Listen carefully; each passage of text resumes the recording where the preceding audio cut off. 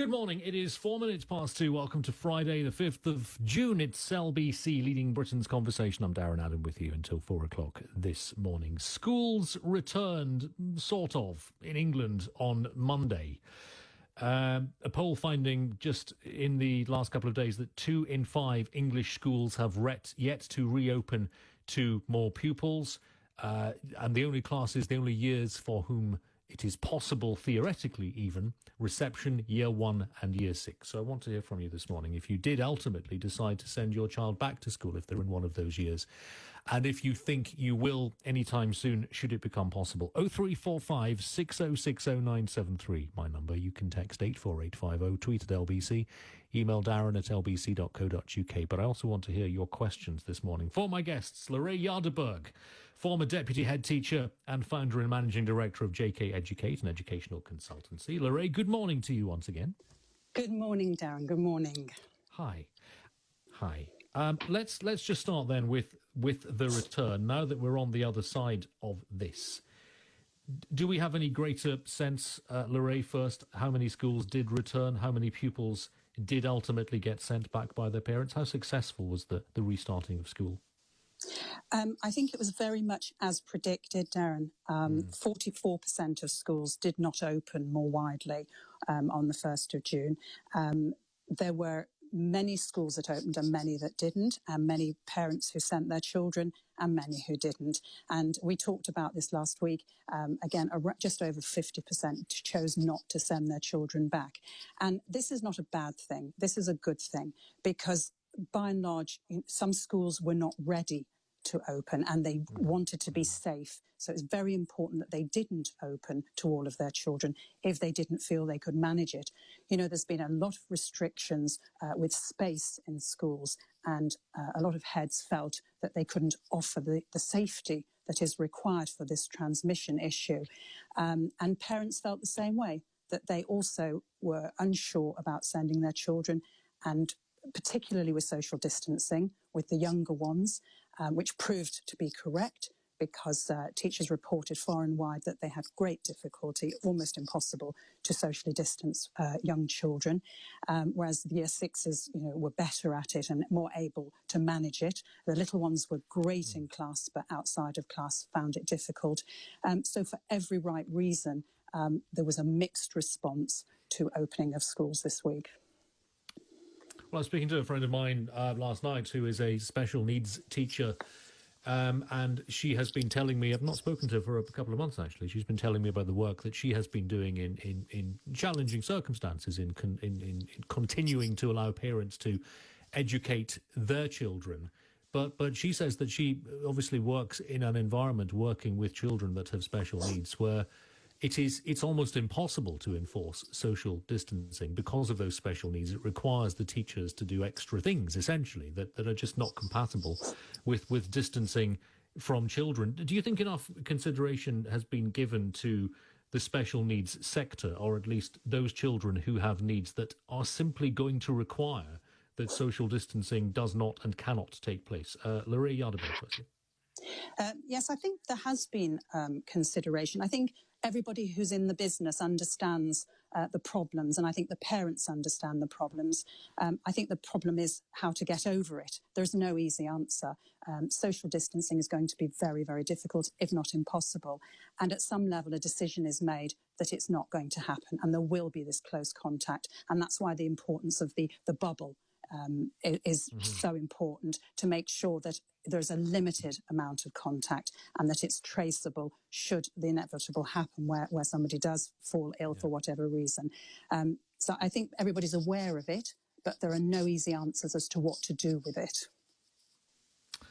Lorrae Jaderberg, answering your questions on the return to school. 0345 6060973, text 84850, tweet at LBC, email Darren at lbc.co.uk. One story from yesterday that I suspect is maybe likely to make parents concerned if they weren't already concerned. You'll have heard about this in Bradford, in Wibsey.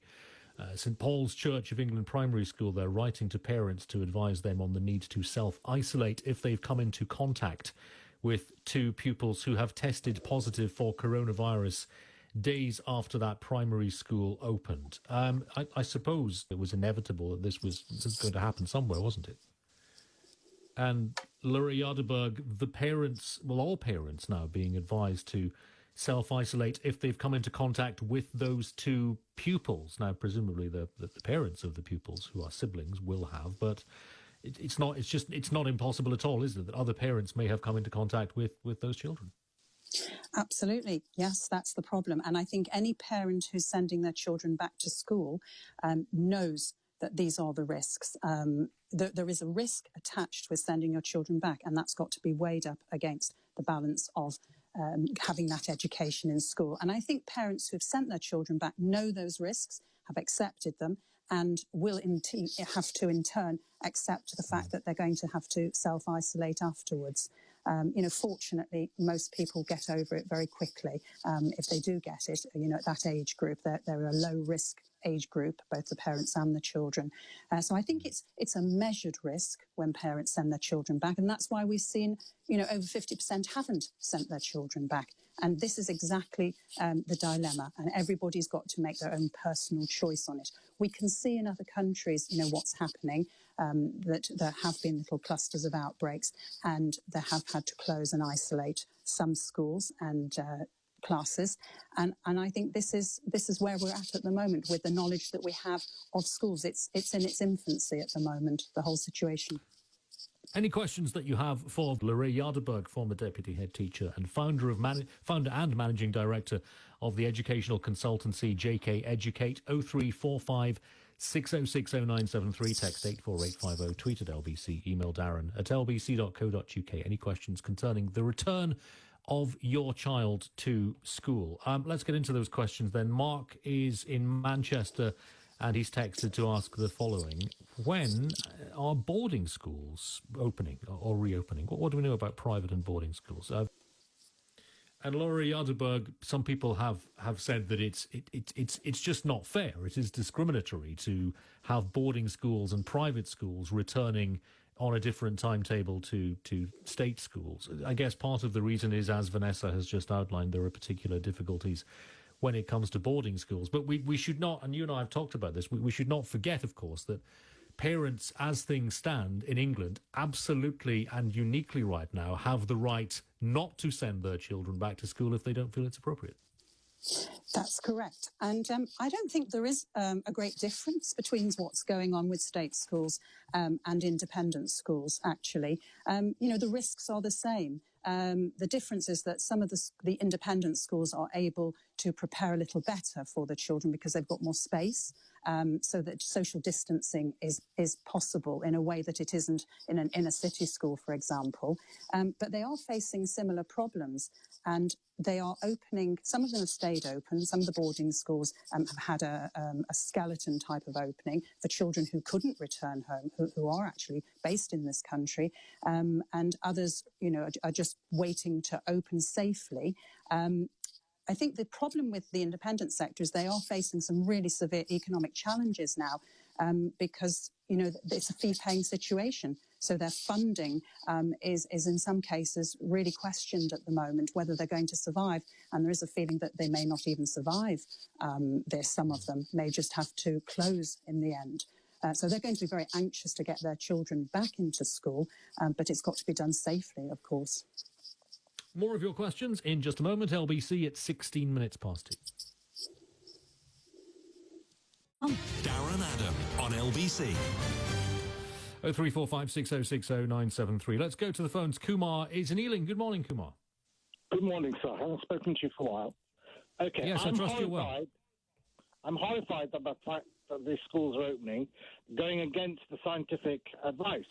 And my question to your gurus is twofold. Number one, okay, maybe the children are not at risk, but surely the teachers and the staff in the canteens and the ancillary staff, they're at huge risk at contracting this virus. And secondly, why do you need to open, given that my daughter is adequately surviving with online tuition? The whole world, Korea, Japan, Singapore, India, everybody is now moving to online tuition. Why can't you deal with online tuition rather than having face-to-face? Does that make sense? Yes, it does. Let's put that to guru number one first of all. Then, Lorrae Jaderberg. What do you think of what Kumar is saying? There's a lot of anger, I think, from parents that some schools are being opened at all. I think Kumar's got a really important point to make here. I think it is almost unbelievable at times that we've been put in this position, and that's why you've got half the population not sending their children back. He says quite rightly that teachers are putting themselves at risk, and they are aware of that. And there have been many teachers who haven't been able to go back because they are shielding at home or they have their own reasons, health reasons. It is a really difficult situation. He talks about online tutoring and online teaching, which of course is really important. I mean, that is where it's going to be for the time being. Teaching is going to take place online, and we are seeing this for the foreseeable. Schools are not going to go back the way they think they're going to, or the way they hoped they were going to. It is very likely that they won't be going back properly in September, and this will draw out all the way through the autumn. I hate to be the bearer of bad news, but it's not unexpected. So online is going to be the way forward for the children, whatever age they are, and it's obviously more successful at some ages than others. The problem with this is that we can't ignore the disadvantaged children in this country who don't have access to online, who don't have internet, who do not have the equipment. They do not have laptops, computers or iPads in order to do this. And that's an area that at the moment I think the government are really trying to work on. May I comment? Yes, certainly. Yeah, Kumar, on you. Okay, I accept the disadvantage, but then create separate classes for them. But for the other 80% or 90%, surely what you're saying does not apply. Look, if you look around the world, India, China, all these Asian countries, everybody now has gone to online tuition. And in fact, in some countries like Korea, they had online tuition even before Corona because of private tuition. So my point is that why are you putting all these teachers, cooking staff, ancillary canteen staff, and helpers at risk? It does, and it goes against the science that the government is advising. Why are you doing it? Yes. Well, hang on. I don't think Lorrae and Vanessa are doing this themselves. You aren't involved in reopening schools, are you? Do you think, Kumar, that the government does have and should have more of a role in ensuring that digital and online opportunities are truly available to everybody? Well, I can only say, Darren, I'm comparing the UK versus the rest of the world. So whether it be COVID or whatever, I hold Johnson accountable to what's Britain's death rate, for example, in COVID versus Germany or the rest of the whole of Europe on a daily basis. The death rate in UK equals the total of the 28 countries in Europe. Yes, so it that's does. point one. But same is true for education. If you look at especially countries like Korea, China, Singapore, Sri Lanka, even India, they have got far better online pupil-to-teacher ratios than what we're seeing in England. And I don't see why we can't learn from these, albeit emerging countries, developing countries, and take some lessons. And moreover, my main concern is the risk to the teachers. A lot of these teachers may be between the age of 30 or 40 or 50. Some of them may be pregnant. Some of them maybe have children. So surely their health interest is as much a concern as the interest of the children. Vulnerable teachers who may well be... Or do you think that we're doing enough to the teachers are getting enough help to essentially stand up for their rights not to be placed at undue risk? I think they are getting help. I think the unions are right behind them and making sure that things are happening as safely as possible. I'd like to go back to the point of the online tutoring. I've actually been tutoring myself for over 40 years, believe it or not. And over the last 3-4 years, we've been working on online across the world very successfully. And it is very successful. The problem here is that it has been underfunded, and this was unexpected in schools. Your caller is absolutely right that other countries are way ahead of us, and this has shown itself now with this gap. The online tutoring has been proven, and we know it works really well, and it's a really good alternative. there are provisions being made. The government is trying to. I know that Bloomberg, for example, has donated, I think it's $1 million to equip some of our disadvantaged children with online provision, and it's all happening late in the day. Face-to-face is really important for some children, but I do agree, not at this risk. And I know myself that it's a very difficult decision whether you would open up schools or not. I said a few weeks ago that I thought, staying away for another few weeks to halve the potential infection rate would be a good idea. May I make a final comment? Okay, go on briefly, Kumar, if you can. Okay, very quickly, you haven't answered the central question, is why you're going against the scientific advice of not a reopening. And the second point I would like to make, final point, is that my niece, who's in Malaysia, she learns cello from a teacher in Singapore by online teaching. Well, Kumar, as we've said, my guests aren't going against anything. They're not responsible for policy, and they largely agree with you. Well, they should do something about it. They have the power more than you and I do, sir. Well, they are giving up their time right now to answer questions, and we've got many of them coming in. Kumar, thank you very much. 0345 6060 973.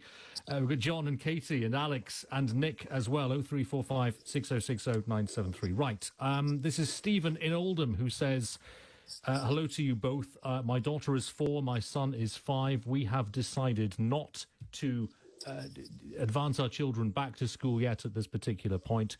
And one of the main concerns that we have is that our children really love playing with toys at school. My son particularly really enjoys painting and using paints. And Stephen's question is, can it ever, do you think, really be possible for children to play with toys communally in the way that they currently do, or are those days behind us and until we have a vaccine for this? How will something as simple as playing with communal toys happen in the age of COVID-19? Lorrae Jaderberg. I'm afraid I do think that in school this is going to be problematic.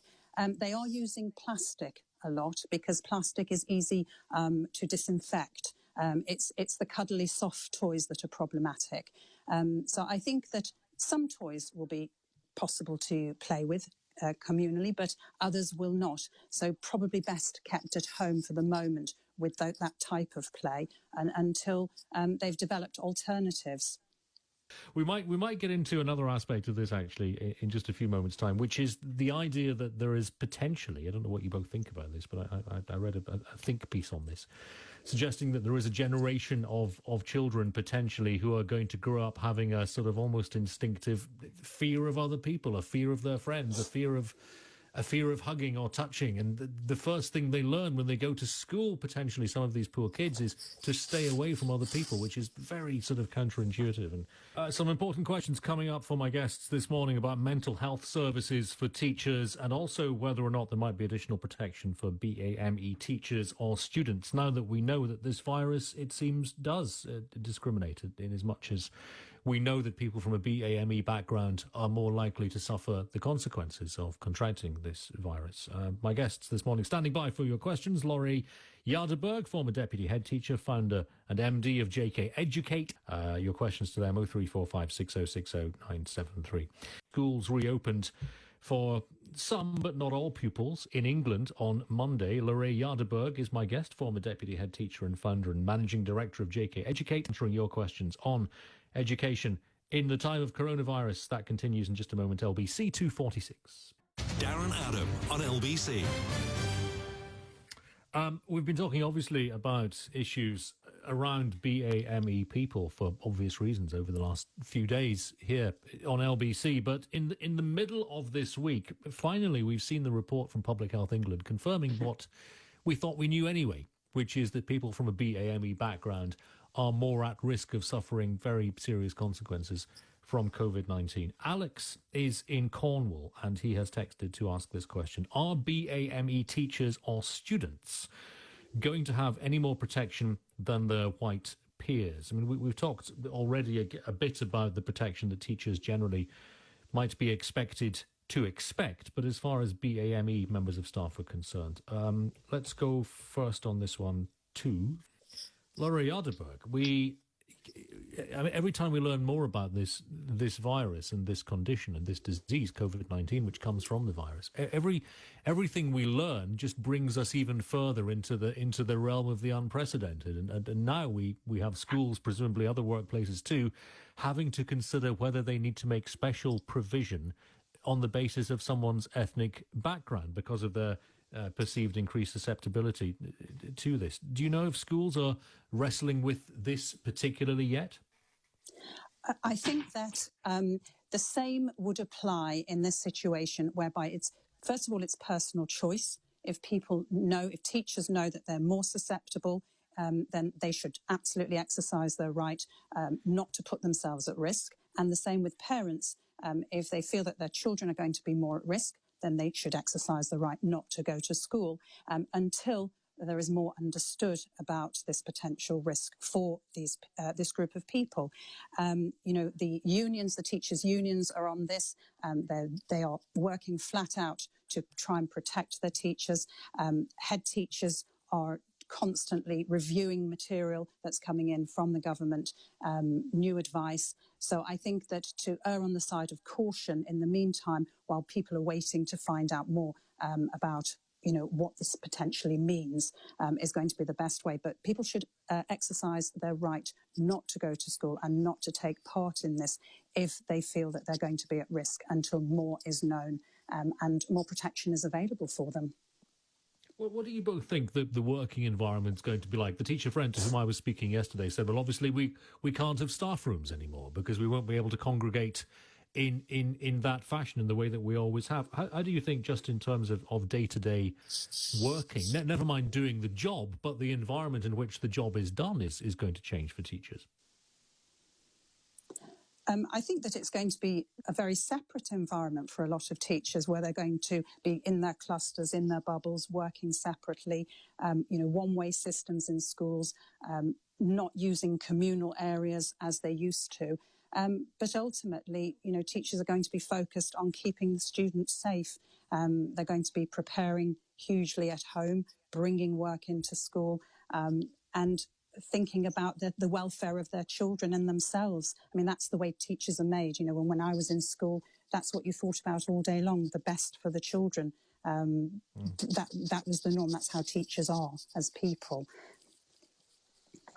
John's in Wrexham, and he's tweeted, Darren, if supermarkets had taken the same attitudes as schools, we would all be starving to death, which is, it's not really a question, but it's a point I think he's making, which is, if I've read this correctly, he seems to be saying, why should teachers be able to exercise their right not to return to work when other vital services, such as supermarkets, have had to stay open? Now, something we're going to look at regularly on this programme is mental health, as we start to emerge, sort of blinking literally and figuratively into the sunlight as lockdown lifts, if indeed it continues to do so. Over the last 3 months, particularly the last 3 months, people's mental health in many cases has deteriorated, and many people have found themselves with mental health issues when they might never have considered themselves to have had those issues before. That is something we're going to look at regularly on this programme. But Katie, touching on this from Wood Green as it relates to teachers, Katie says, will there be any more mental health services for teachers who will be understandably concerned during this time? So that's another specific aspect of help that must surely be available, will need to be available for teachers who've seen, like so many people, their mental health struggles continue over this period, or possibly emerge for the first time. Lorrae Jaderberg, what do you think? I think this is a really important question. I think it's just beginning to emerge now. These surveys are taking place, about lockdown stress for teachers. 4,000 survey respondents came back to say that, that their stress levels, the 38% of teachers said their stress levels, have not been sustainable. So that during the COVID outbreak, and I think the unions are very aware of this and are starting to put together some plans to help support teachers. Teachers know that they can talk to their head teachers, that they can talk to other teachers, and look at the support around them for the time being. They can talk to their GPs. They can start looking at the health service for support, as well as getting counselling. This is just emerging. So hopefully in the next weeks to come, we'll start to see some action in this area. We'll get time for just one more. We'll squeeze this one in from Ali in Southend, who says, I have 3 children, but only 1 laptop, which I have to use for work. Will the pandemic, do you think, change the way the government funds low-income families now that resources are all online? We've been in this territory vaguely in the early part of the conversation. Lorrae, Jaderberg, do you think that the government will now start to assist with the provision and the acquisition of technology? Yes, I do, but I think it's going to be very limited at the moment. They are promising laptops coming into schools this month, but again, I think it's going to be very limited. So for people who've got many children and a limited access, they obviously need to plan to take turns and make available when they can. The schools are also loaning out a lot of equipment. They're raising funds. Our local school is raising funds for iPads, which they've done successfully and given out to children. So perhaps the caller might want to have a chat with the school and find out what else is available for them. And also to appeal to grandparents, to aunties, to other members of the family, if anybody's got anything that they can offer to help with this. Thank you very much to both of you once again, and thank you for all the calls and texts and tweets. And we shall see if we have, as we move on, a greater uptake in the number of children returning to school. Doesn't feel like it's going to happen for some time yet, but thank you very much to Lorrae Jaderberg, former Deputy Head Teacher, founder and Managing Director of JK Educating of Tech.